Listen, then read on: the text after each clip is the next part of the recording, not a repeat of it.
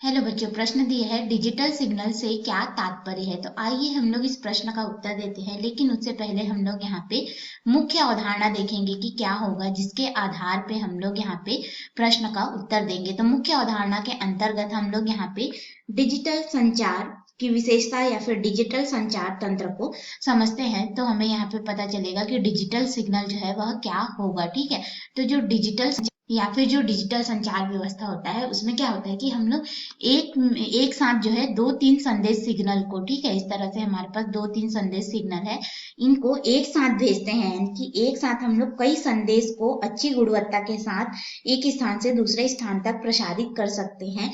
वो भी किसकी सहायता से? लॉजिक गेट की सहायता से। ठीक है, लॉजिक गेट की सहायता से हम लोग यहाँ पे इसके संचालित कर सकते हैं। इसीलिए डिजिटल संचार व्यवस्था को बहुत ही अच्छी गुणवत्ता वाला संचार चैनल या फिर संचार व्यवस्था माना जाता है। अब यहाँ पे ये जो डिजिटल संचार व्यवस्था होता है, इसमें हम लोग एक साथ बहुत सारे सिग्नल को भेजते हैं। तो इन सिग्नल को हम लोग स्पंद के रूप में भेजते हैं। किस रूप में भेजते हैं? स्पंद के माध्यम से, यानी कि पल्स के फॉर्म में इन्हें भेजा जाता है। इसीलिए इसमें नॉइस रॉ की समस्या जो है नहीं आती। तो ये हो गया हमारा डिजिटल संचार व्यवस्था। अब इसके अंतर्गत हम लोग जानेंगे कि डिजिटल सिग्नल क्या होता है। तो इसी मुख्य अवधारणा के आधार पर अपने मुख्य प्रश्न में आते हैं। तो हमसे पूछा गया है यहाँ पे मुख्य प्रश्न में कि डिजिटल जो है हमारे पास सिग्नल क्या है।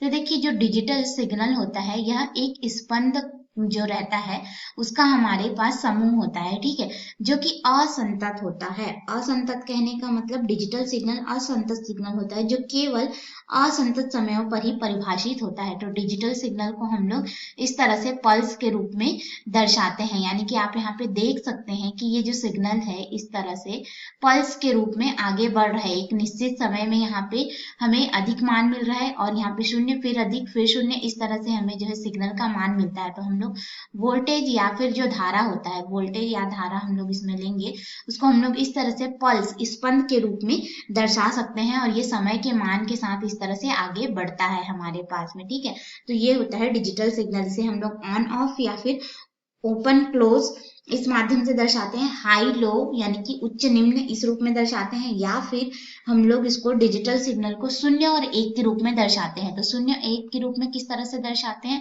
तो देखिए, जो उभा हुआ भाग रहता है, यानी कि जो ऊपर का भाग रहता है, ठीक है, ये हमारा एक हो जाता है, और जो कम रहता है लो, उसे शून्य से फिर एक, फिर शून्य, इस रूप में हम लोग इसको दर्शा सकते हैं। तो हमारा डिजिटल सिग्नल क्या है कि असंतत सिग्नल होता है, जो कि एक विभिन्न विशेष प्रकार के पल्स या फिर स्पंदों का एक समूह होता है। और यह स्पंदों का समूह होने के साथ साथ क्या होता है, इनके स्तर एक जैसे होते हैं। स्तर एक जैसे होते हैं, जैसे कि यहाँ पे आप देख सकते हैं, ये इस तरह से ऊपर की ओर गया, फिर नीचे गया, ऊपर की ओर गया, फिर नीचे गया। तो इनके स्तर जो है क्या है, हमारे पास एक जैसे हैं। तो ये हो गया हमारा डिजिटल सिग्नल।